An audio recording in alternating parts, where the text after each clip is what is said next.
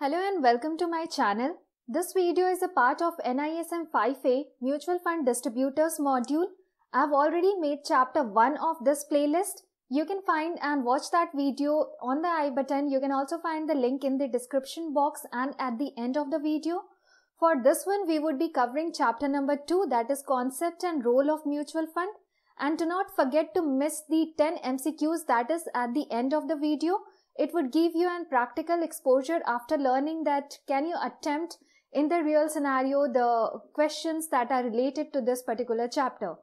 Alright, so let's start with the video and do not forget to hit the like button if you like the video and do not forget to subscribe to the channel for more upcoming videos related to this playlist. Okay, so starting with concept and role of mutual fund. What you need to remember is that mutual fund is a vehicle in the form of a trust. Alright, so notice this word trust. Whenever this question is repeated a lot of time, that how mutual fund is established in what form. Alright, so it is established in form of trust. It is not any bank, it is not any financial company. It is registered under Indian Trust Act 1882. As a trust. Now what happens that any trust works for the beneficiaries, for the benefit of someone. Now in case of mutual fund, the beneficiaries are the investors like me and you. So it works for the benefit of its investors. Alright. What is the main thing that it invests in different markets and securities? We know that mutual fund is not a particular asset class. Mutual fund is just an investment vehicle which try to invest in different asset classes. So it could be equity, that is share, it could be debt, it could be bond, money market instruments, it could be gold, real estate, and number of asset classes, securities. But what mutual fund do is that investing in all these different securities here means different asset classes, different financial assets. Mutual fund invest in all those. Sorry for that interruption. And that is in line with stated investment objectives. So there are different objectives of the investors. Some like to go for higher risk, some like to go for lower risk and stable returns, while some investors prefer higher risk, higher return. So there are different investment objectives. It could be for retirement, it could be for children's education, it could also be for a long-term plan of 5 to 10 years financial growth.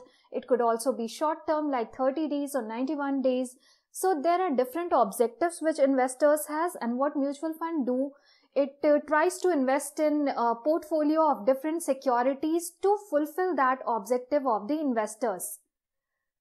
Now let's move to our second line. This is like through investment in a mutual fund, an investor can get access to equities, bonds, money market instrument. I already mentioned that what happens is mutual fund invest in different kind of securities. Now you as an investor, you are not ready to invest in stock market. You are not ready to invest in particular share because you are not having so much of idea related to it. So what you do, you go through the mutual funds. You go through a secure way. Now, you know that mutual funds are having fund managers that are professionals. They will be managing your fund. They will be investing in shares. They will be investing in bonds, debentures. They are well informed of all financial securities, and you will be presenting your investment objective and they will be investing on your behalf. So this is how mutual fund comes into picture, and it provides a way to the investors with minimum amount to invest in different securities and not to miss on any opportunity. Mutual fund offer different kind of schemes to cater to the need of diverse investors. So this chapter majorly focuses on different schemes of mutual fund. Of course, we are going through the concept and role of mutual fund right now, but we will see that there are different schemes, and because of so many schemes, oftentimes investors get confused like where they should invest. So it becomes important that you are having an idea, an overview that which scheme would be suitable for which investor. The money that is raised from investors ultimately benefit government, companies and other entities. Okay, what you need to notice over here is that where does the money go? So we as an investor, we are investing in mutual fund, right? Fund managers are investing those money of ours in different portfolio which consist of shares, which consist of bond, debentures, depends on the fund objective. Now that money is raised by the governments, the companies that are issuing the bonds and debentures, the companies that are issuing their shares. So those companies, those governments, they are trying to raise the fund from the public to invest in their projects, to expand for the expansion of their business and various other expenses what they need to cater. And what happens in turn, that when the business goes for profitability and the demand for their shares, their bonds, their debentures are high in the market, the prices go up. And ultimately, we as an investors, we are benefited with the rise in the price of that particular share, that particular bond, or that particular unit of mutual fund. So this is how the whole system works.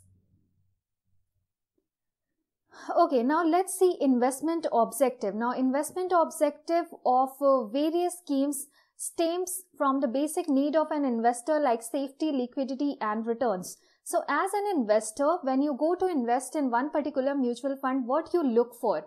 You look for the risk. All right. So that becomes the first question of any investor, that is it very riskier? What is the risk associated? Will I lose all my money if there would be any problematic situation in the market? Because often that line comes now, that mutual fund are subject to market risk. So that is like, it creates a little bit of fear in the investors. So you are always looking for safety. All right. So how much risk is involved? And these all things, it has been made mandatory by the SEBI that whenever you are choosing a scheme, you can see on the website of the mutual fund that is being provided by the companies. So you can see that there they mention the riskometer. So whether the risk involved in one particular scheme is low, it is high, it is moderately high, or very high, that would be shown through riskometer, which is very easy to understand for the investors. Other than that, there are information given related to return percentage, the past performance. So that has been made mandatory so that the investors are well aware where they are investing, and it doesn't happen that they are having any kind of fear or doubt related to one particular scheme. So what investors are looking for? They are looking for safety. They are looking for liquidity. All right. So mutual fund, most of the schemes that are provided by the mutual funds are open-ended. Now, open-ended funds are providing a kind of liquidity also, because you can easily enter and exit from that particular mutual fund scheme.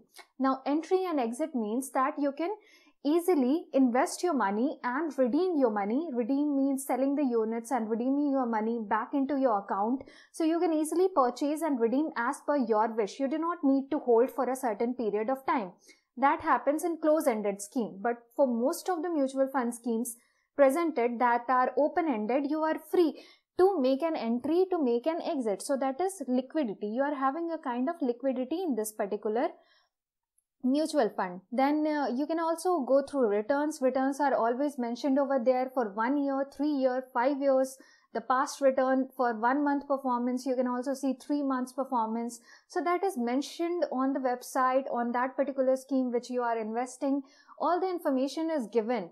All right. So you can go through it. And this is what is the primary objective of any investor: the safety, the liquidity, the return.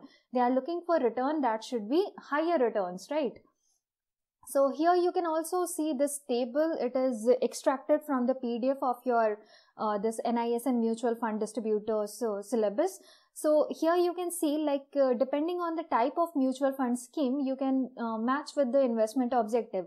So if you are investing in overnight fund, what is your investment objective? You intend to provide reasonable income, that is with high liquidity. High liquidity because you are investing only for one business day, and within 1 day your scheme will mature and you will be able to redeem your money. In the same way, when we come to equity fund, we are looking as an investor for capital appreciation. Now that could be for a longer period of time, but what we want is higher return. What we want is appreciation in our capital that we have invested. Then there comes hybrid fund, which invest in equity as well as debt. So it try to maintain a balance between some kind of security also for your capital and a little bit of risk so that you can generate higher returns. So there comes the hybrid fund. Then there is fixed income fund, which tries to provide you a steady source of income through by investing in fixed income securities. So different types of mutual fund schemes have different investment objectives. So whenever you are choosing one mutual fund scheme, you need to see that whether your investment objective matches with that particular scheme or not. Okay, so let's move to investment policy and important concepts related to mutual fund. Alright, so when we talk about schemes investment policy, it would be to disclose two aspects, that is asset allocation and investment style. Alright, so you need to remember this line, that schemes investment policy would disclose two aspects, asset allocation and investment style. Alright, so investment style here, it could be active, it could be passive. Active means the fund managers will be having more power to change the investment portfolio, like which shares should be included, which companies should be included, which companies should not be included, in order to outperform the market returns. So they could decide on the asset allocation, they could decide on the investment style, and that is what is mentioned in the investment policy of any particular scheme. Now coming to important concepts. So first is units. The investment that an investor makes in a scheme is translated into a certain number of units in the scheme. Okay, so what happens is that for 1 unit of one particular mutual fund scheme, there is a price set, what we call NAV of that particular mutual fund scheme. So let's take it with an example. So for example, SBI Blue Chip Fund, the NAV right now would be somewhere approx for direct plan, it would be rupees 50. So what happens that if you are investing rupees 500 for 1 month, you would be getting 10 units of that particular scheme. Okay, so unit is one quantity. Unit is representing one single quantity of that particular scheme. So it depends how much money you have invested. According to that, you would be provided certain number of units of that particular mutual fund scheme. So it's like you are buying those units of that particular scheme by paying a price that is in form of NAV, that is net asset value. Net asset value in simpler terms is price of mutual fund. So here 1 unit means one single quantity of one particular scheme. Face value. Typically every unit has a face value of rupees 10. Now face value you can understand as the original cost price of 1 unit of scheme. Alright, so what happened that initially when a fund is presented, it is at its face value. Alright, so this is the cost price. You can in simpler terms you can take it as cost price, which is typically kept as rupees 10 in terms of mutual fund scheme. Now unit capital. So we know what is unit. Unit is one quantity. Face value is cost price of 1 unit of any particular scheme, that is generally rupees 10 only. So unit capital is number of units issued by a scheme multiplied by its face value. So when we multiply units into face value, we arrive at unit capital, and that is the capital of any particular scheme. Now coming to recurring expenses. Now recurring expenses are the fees or commissions paid to various mutual fund constituents. Okay, so let me make it simpler. So there are expenses involved like management fees. So fund managers, they charge their fees, right? So there are expenses related to distributors' commissions. So banks, they act as distributors of mutual fund. So SBI, SDFC, all when they are presenting the mutual funds, they are acting as distributors. So they charge their own commissions. So there is distributors' commission involved. There is marketing expenses involved, trustees' fees, etc. So all these are recurring expenses, which is totally translated into expense ratio. Now that expense ratio would vary between 0.5% to 2.5%. It depends on what kind of scheme you are choosing and what is the related expense ratio of that particular scheme. So expense ratio is recurring expenses, those are collectively translated into expense ratio, and this expense ratio you can find that easily whenever you are going to choose a scheme. There would be mentioned the expense ratio of that particular scheme. So you can see, and as I mentioned, it varies between 0.5 to 2.5%. Now NAV I already told, it is net asset value. In simpler terms, understand as price of mutual fund. So when you are buying 1 unit of mutual fund, you are paying the price to buy that particular unit, and that price in terms of mutual fund is called net asset value, that is NAV. Alright, so you just go through it and you'll get an idea. And here it says that when you liquidate your money, when you sell your holdings or your units, this is NAV what is converted into cash. So what price would be going on at that time, that is converted into cash, and that's how you try to make the profit. Like you invested when the NAV was low, and when the NAV went high, you sell your mutual fund scheme, and that is how you generated the profit. So NAV is what you get after liquidating your mutual fund. NAV keeps on changing because it depends on the market price, the market fluctuation. So NAV is changed every day, and you can just see that.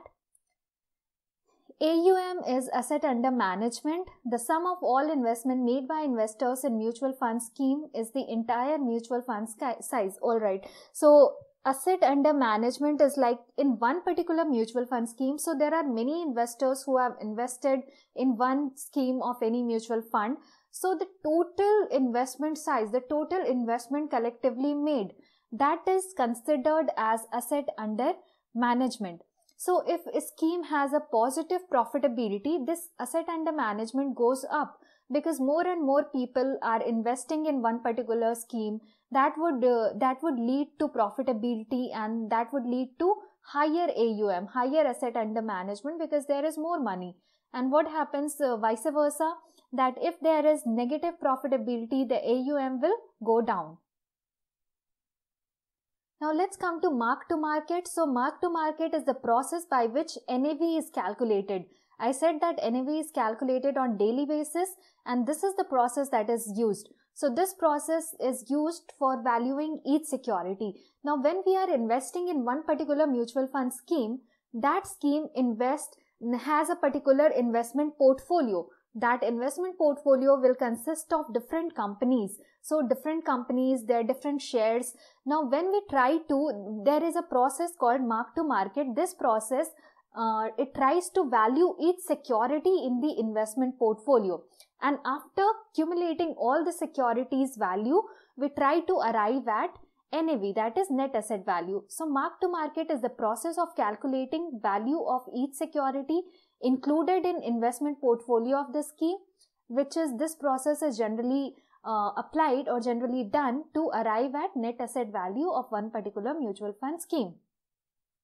Alright, so I hope this is clear that one mutual fund scheme, it has its own investment portfolio which invests in different companies. So you can go through that also. As I mentioned, that it becomes very important that when you are investing in mutual fund, you check on the past performance of the mutual fund, you check the NAV, you check the risk involved, the return and the expected return, what we say, and the investment portfolio. Because looking at the investment portfolio, you'll get an idea, okay, so this particular scheme is investing in very good companies, it's very reliable companies, trustworthy companies, so you would be a little secure that where your money is going. Now let's come to advantages of mutual funds. So first is professional management. We already talked about it, that there are fund managers who manage your money, so you get a professional management for your invested money. Then you go through portfolio diversification. Alright, so there are different kind of mutual funds. There are multi-cap also. Multi-cap fund, what it does, it invests your money in different, like in large cap companies, in small cap, in mid cap. So in a way, it tries to diversify your fund. So this is also one of the benefit of mutual fund, that it provides you portfolio diversification, and that too in a very small amount. So can you expect that you are investing only 500 and yet you are provided units of, and yet you are able to invest in so many companies which is there in the portfolio? Like if you go by yourself to invest in a stock market, you will require certain good amount of money to diversify your investment well. But through mutual fund, even through 500, even through 1000, you are getting your whole portfolio diversification. So this is again one of the advantage of mutual fund. Economies of scale, of course, again this is linked to the second one. As I mentioned, that with the minimum investment amount, you are able to get higher benefits because collectively your money is used along with other investors and then it is invested in different companies. So you get the benefit of diversification as well as economies of scale. Transparency is now there in mutual funds, so it's not riskier as it is presented because you are getting to know the NAV. You are able to track the NAV of the mutual fund, that is price, and then you can see all the details. As I said, the risk involved, the return, the past performance.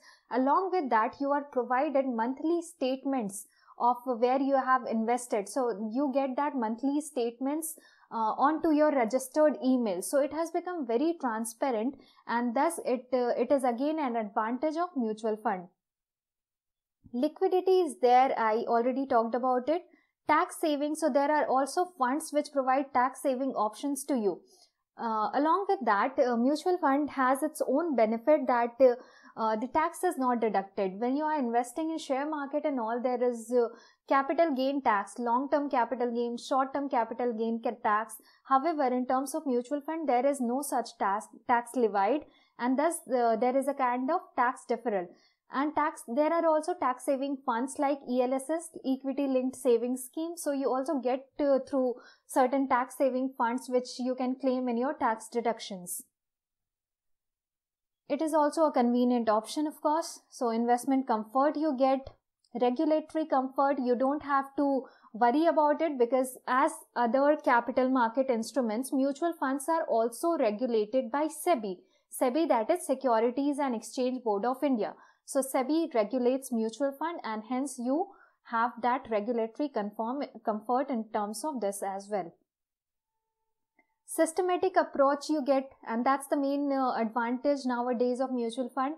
Whether we talk about SIP, that is Systematic Investment Plan, SWP, Systematic Withdrawal Plan, STP, that is Systematic Transfer Plan, you get a systematic approach to mutual funds. So by monthly you can invest your amount, monthly you can withdraw by investing lump sum. So you get that systematic approach, which is again one of the advantage of mutual fund.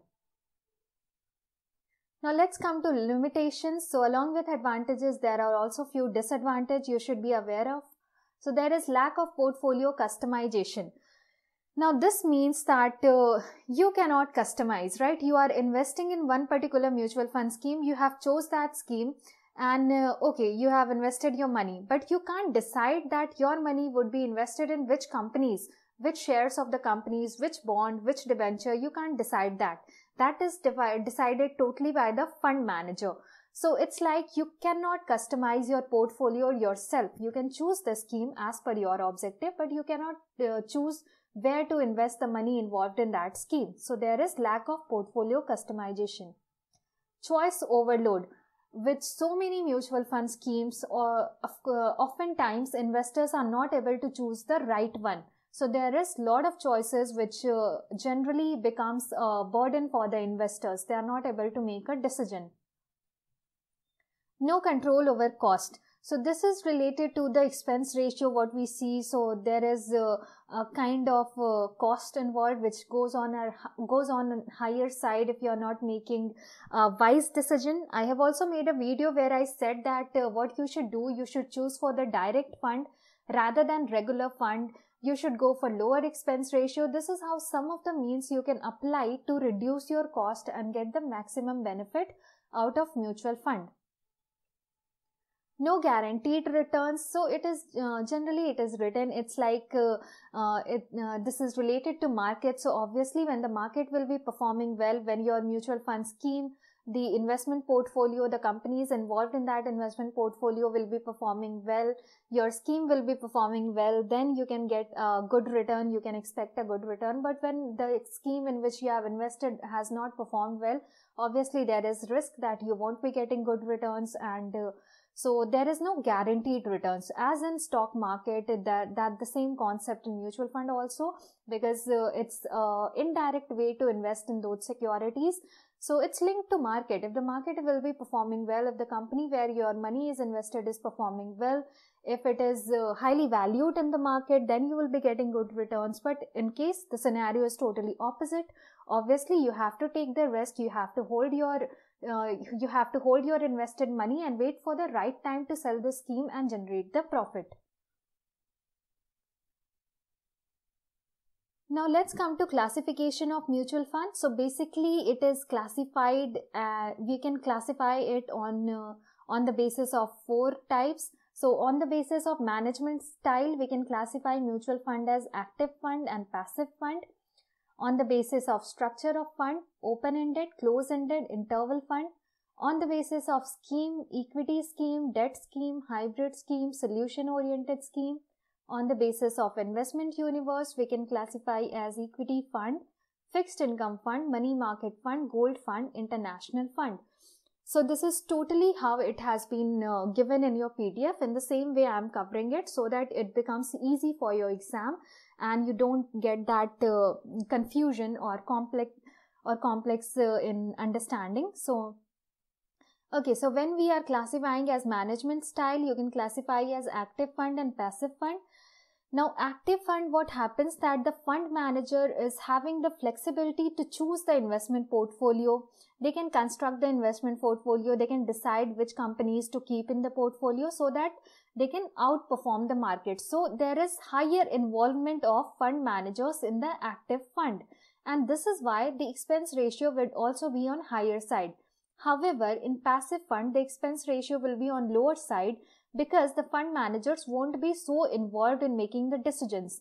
Now, passive funds generally seek to track the index. So they don't, the fund managers don't really go for which companies to choose, how the portfolio should be constructed. They just track a particular index like Sensex, and then the same companies that would be involved in the Sensex, they would be choosing the same companies. There would be same allocation of invested money.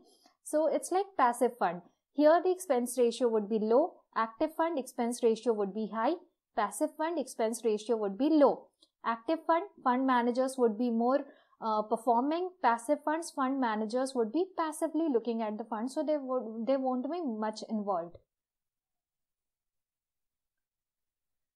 Now coming to structure of the fund. So open-ended fund. Open-ended fund are basically what most of the schemes that are provided are open-ended only, and we would be looking in the further slides. So open-ended, you can make an entry and exit from the fund as per your wish. So you can invest your money and redeem your money whenever you want. So that is open-ended fund. Close-ended fund, you have fixed maturity period. So you have invested your money during NFO, that is the new fund offer. When NFO was going on, you invested your money. Later on, you have to hold that money for till the maturity period. Once the maturity period is completed, your money would be returned in your account with whatever profit or return percent that would be involved. So it is like close-ended. Once you have purchased, you have to hold till the maturity. Then comes the interval fund. Interval fund is a kind of close-ended fund, but what happens that for a pre-specified interval of 15 days, it generally becomes open-ended. So for 15 days, it would become open-ended and you can buy and sell the units from that. And later on, again, it would continue to become the close-ended fund and you have to wait for the maturity of that particular fund. So this contains the characteristic of both open-ended and close-ended. Okay. So over just a glimpse of whatever I said. Open-ended, here you can make entry, exit, you can buy, sell as per your wish. Close-ended, you have to hold till the maturity period. Interval fund, it is a combination of open and close-ended. Now on the scheme basis, there is equity scheme. Equity scheme generally invests most of your money in the equity instruments, alright, so the shares of the companies. Debt schemes invest major proportion in the debt instruments. Hybrid scheme is a combination of equity and debt, and then there are solution oriented, which focuses on retirement, children's education. So those would be solution oriented. Again, equity fund, we talked about. Fixed income fund would try to provide you with a stream of fixed income. Equity fund would try to provide you capital appreciation in longer period of time. Money market fund would be more liquidity, would have more liquidity because it would be short term fund. Gold fund would be investing in gold, and that would be the major portfolio, major investment amount would go into the gold instruments. Then international fund is there. So these are the basically classification of mutual fund which we can see. Now let's come to equity schemes. Okay, so starting with multi-cap fund. Now multi-cap fund would have large cap, small cap, mid cap. Okay, so first you need to look over here. It is mentioned over here. What is large cap companies? This is 1 to 100 company in terms of full market capitalization. Alright. So market capitalization means whatever shares of the company is there in the market and the share price when we multiply that. So share price into number of shares in the market, that becomes market capitalization. Now top 100 companies in terms of market capitalization are referred as large cap. Then 101 to 250 are referred as mid cap, and then small cap are after 251. So this is how we can classify large cap companies, mid cap companies and small cap companies. Now when we talk about multi-cap fund, what happens is that it diversifies your investment in all these three types of companies: large cap, mid cap and small cap. More than 65% of your investment will be in equity instruments only. So if you have invested around 100 rupees, more than 65 rupees would go in equity instrument. Equity, I already mentioned, it is share of companies. You can, so it is riskier one. Then there is large cap fund. So large cap fund, with the name you can just get an idea that more than 80% would be invested in large cap companies. Large cap companies we just saw over here. So these would be the most growing companies, most reliable and stable companies. So more than 80%. So if you have invested 100 rupees, more than 80 rupees would be invested in this type of company.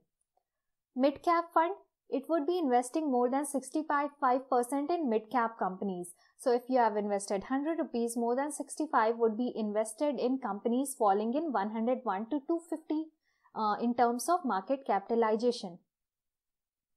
Then there is small cap fund. So small cap fund is the more riskier one because these companies has a lot to reach now. These are at the initial phase, and thus small cap companies are riskier one because, as I said, large cap companies are the more stable and grow and has already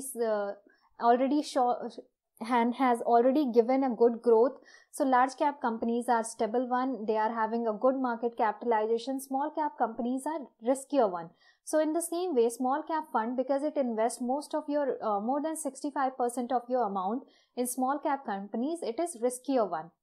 So since these all are equity schemes, these are all riskier because they are investing in shares of the companies. But when you get the question that which would be more risky, you have to choose small cap fund, then it would be mid cap, then large cap and then multi cap, because it would be totally diversified. Now one thing more, that these are all open-ended schemes. Alright, so these are open-ended schemes. I already told what is open-ended, what is closed-ended. So all these are open-ended schemes. Dividend yield fund, these invest in dividend yielding stocks. So most companies, what they do, good growing companies, they provide dividend to their investors. Now dividend yield fund, they try to focus on those companies which provide dividend to the investors. So they majorly invest in dividend yielding stock.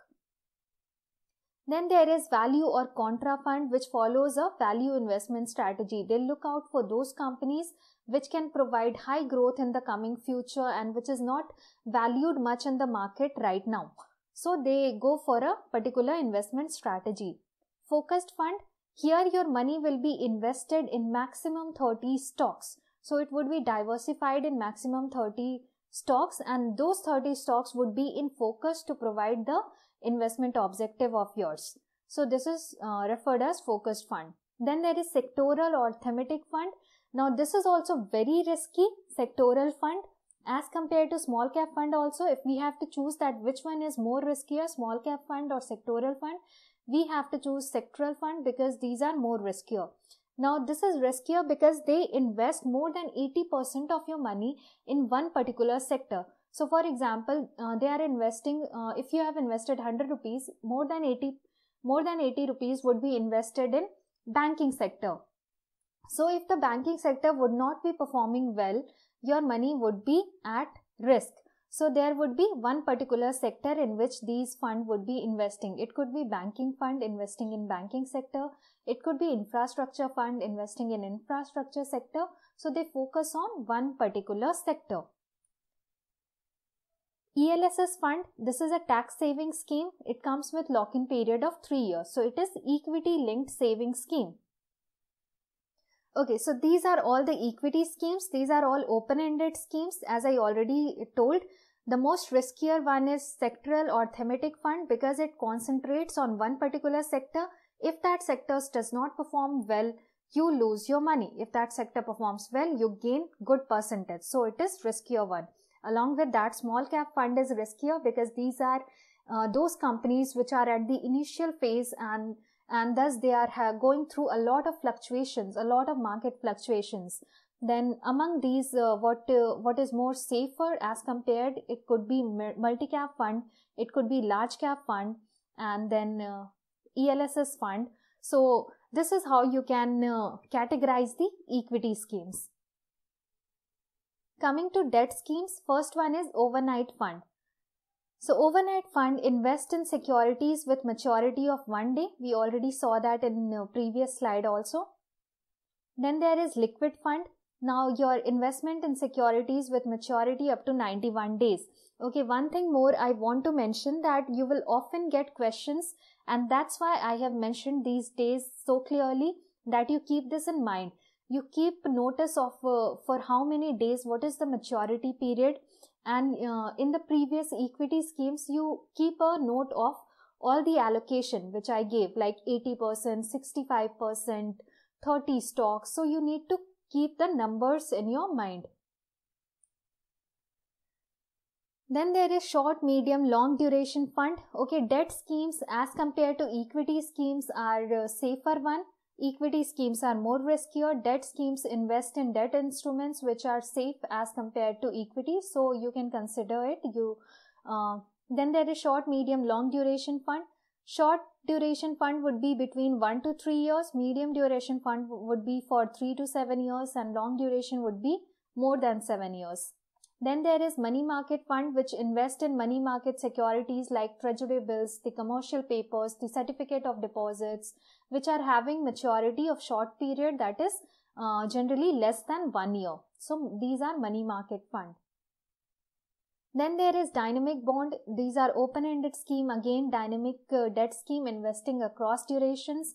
Corporate bond fund, so there are corporates which issue their bond in the same way like government issues their bonds.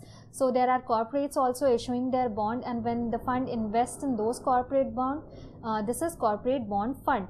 So minimum 80% of your investment will be going in AA plus rating corporate bond. So if you have invested 100 rupees more than minimum, so minimum 80 rupees will be invested in AA rating corporate bond.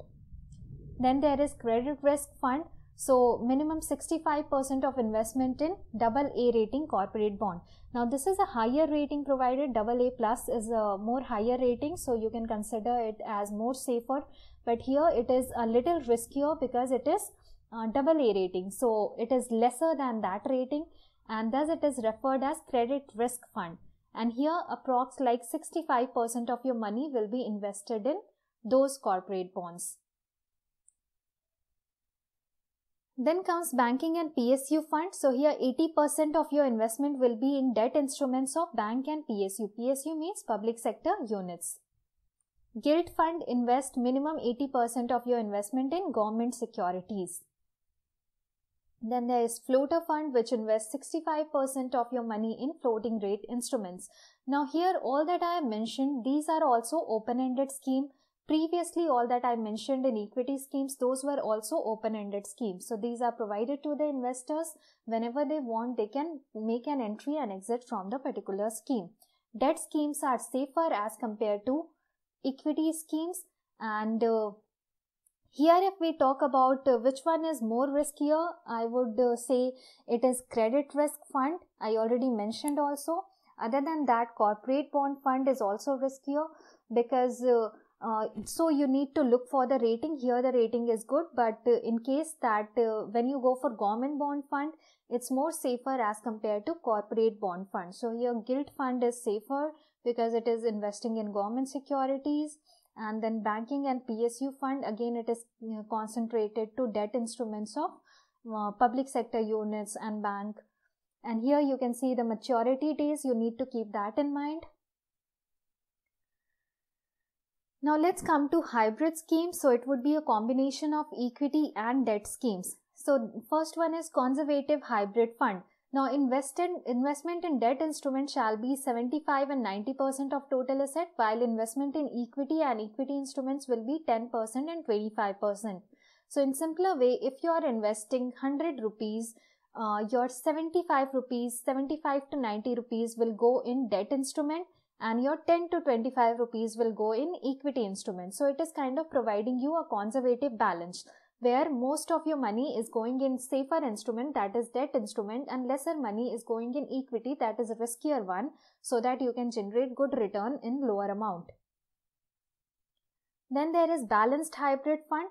Investment in equity and equity related instruments shall be 40 to 60%, and then again in debt instrument it would be 40 to 60%. So it is kind of providing a balanced option in equity and debt. You are getting an exposure of both type of fund, both equity, both debt. So you can generate high returns also by taking higher risk. You can also be at the safer side. So if you are investing 100 rupees, 40 to 60 would be invested in equity, 40 to 60 would be invested in debt. Now then there is aggressive hybrid fund, which invest your major proportion in equity, that is 65 to 80%, and lesser proportion in debt. So it is just opposite of conservative one. Conservative is providing higher exposure to debt instrument, which is more safer. Aggressive is providing higher exposure to equity instrument, which is little riskier. So if you have invested 100 rupees, 65 to 80 will be invested in equity instruments, 20 to 35 will go to debt instruments. Alright, so this one is aggressive hybrid fund. Then there is multi-asset allocation, which invest in at least 3 asset classes. So asset classes could be different. Asset classes like equity, debt, gold, these are 3 asset classes. So it can invest in at least 3 asset classes with a minimum allocation of 10% in each. Then there is arbitrage fund, which try to invest in arbitrage opportunities with minimum investment of your 65% in equity and equity related instruments. So you just keep this mind. All these are open-ended schemes. These are hybrid schemes. The more riskier one is this one, aggressive hybrid fund, and then this arbitrage fund. The safer one is conservative hybrid fund, and alright, so balanced hybrid fund. Okay, so if we need to categorize, we can categorize as equity schemes are the riskier one, then comes the hybrid scheme, and then the most safest is debt schemes. Now some more funds which you should be aware of. So there are solution oriented schemes, for example retirement fund, which focuses on providing you a retirement solution. So it is having a lock-in period of 5 years or till the retirement age, whichever would be earlier. The main focus would be to provide you with a good capital appreciation so that you can use during your retirement. Then there is children's fund. Again, this comes with a lock-in period for at least 5 years so that your money can be utilized. It can mature to provide you good benefits till your child attains the age of majority. Then there are other schemes like index fund. Index fund generally try to replicate or track index. So there would be total, whatever would be the companies there mentioned in the index. For example, Sensex fund. So Sensex fund will be tracking Sensex. The Sensex belongs to Bombay Stock Exchange. So Sensex will be having 30 companies, and what would happen that the index fund would have same 30 companies in the same allocation asset allocation, like how much money should be invested in each company. So there would be same asset allocation and same companies would be involved. It would try to replicate or track the index. So 95% of your total investment amount will go in the same securities. Then there is fund of fund. Now what happens, this is a type of mutual fund that invests in other mutual fund. Okay, so one fund investing in other mutual fund is what we call fund of fund. Okay, so some more funds. Then there is fixed maturity plans, and I know it's hectic, like there are so many schemes, but what you need to have a glimpse of each scheme so that when you get the objective question, you can easily get clicked in your mind and you can choose the right option. So this is generally asked like this: is it open-ended? Is it close-ended? What return what allocation percent, like 65, 80%? Which one is riskier? Which one is safer? So this is how you get the question. Fixed maturity plans are kind of close-ended debt fund. Okay, so finally we are to the close-ended scheme. You need to keep this in mind. Fixed maturity plans are close-ended scheme. So you have to hold your money invested in that till the maturity of the scheme. Capital protection fund, again this is also a close-ended scheme which is hybrid fund, and it try to when you try to invest in that, you have to hold for a particular maturity period. You try to hold that. The exposure to equity is typically taken through equity derivatives market, and principal amount is invested in debt instruments. So you can see that there is a balance of there is investment in both equity as well as debt instrument, where major amount is going in debt and lesser amount is getting the exposure to equity. Infrastructure debt funds. So these are again close-ended mutual funds which are investing minimum 90% of the money in the debt securities of infrastructure companies. It could be related to infrastructure projects, infrastructure SPVs, that is special purpose vehicles. So anyhow, directly or indirectly, they try to invest in infrastructure related funds, related debt funds, and that would be minimum 90%. Again, you need to keep in mind that these are all close-ended schemes. Real estate mutual funds, 75% or more of the net asset of schemes shall be invested directly or indirectly in real estate asset. So you can get this idea from the name also, that it is investing the major proportion, that is 75% or more, in the real estate assets. Okay, so now comes our MCQ time. Oh, alright, so you need to go through all the 10 questions. First question is, mutual fund is a vehicle in the form of a blank to mobilize money from investors to invest in various markets and securities in line with stated investment objective. Option A, trust. Option B, bank. Option C, custodian. Option D, advisory firm. So the right answer is option A, trust. Second, mark-to-market MTM considers which of the following value for valuing each security in the investment portfolio of the scheme. Option A, book value. Option B, current market value. Option C, net asset value. Option D, face value. Correct option is option B, current market value. Blank indicates how much money can be generated per unit of mutual fund in case the scheme is liquidated. Option A, asset under management. Option B, net asset value. Option C, market price. Option D, exit load. So the correct option is option B, net asset value. Which of the following is an advantage of mutual funds? Option A, customized portfolio. Option B, convenience to buy stocks and bonds from mutual fund. Option C, economies of scale. Option D, investment advice. So the correct option is option C, economies of scale. The funds that combine feature of both open-ended and close-ended schemes are called option A, interval funds. Option B, dual funds. Option C, middle funds. Option D, intermediary funds. So the correct option is option A, interval funds. Which one of the following is not a systematic approach to investment? Option A, systematic investment plan. Option B, systematic withdrawal plan. Option C, systematic transfer plan. Option D, systematic pension plan. So the correct option is option D, systematic pension plan. The unit capital of mutual fund scheme is derived by multiplying number of units issued by its option A, face value, option B, book value, option C, market value, option D, net asset value. So the correct option is option A, face value. Funds that invest heavily in equities, usually exceeding %, of their portfolio, is called an equity fund. Option A 55%, option B 60%, option C 65%, option D 50%.